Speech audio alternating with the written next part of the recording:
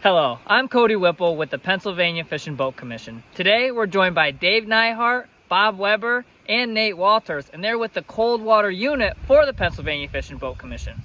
In a previous video, Nate introduced you to the planning process that's involved before you actually go out and conduct a wild trout survey. In this video, he's going to teach you how they prep all of their gear before we head up the trail to actually conduct this survey.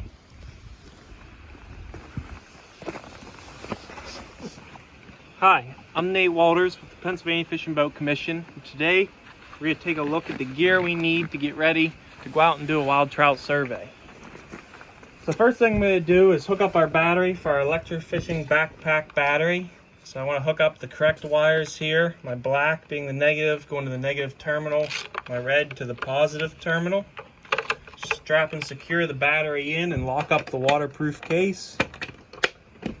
I'm going to back away here, let my other crew members start to put the gear on.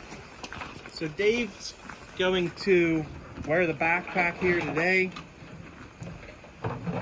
So he'll strap that on his back, strap it in, and he'll also have a probe that he'll carry along with him, as well as a wire that'll be hanging off the back. Both of these pieces will act as the probes that the current will travel between, that'll be used to electrofish. Also, beside the probes here, the nets that he'll be carrying. He'll use one net to net the fish, and those fish we passed back to Bob here, who's wearing our belly board, which is what we use to process the fish.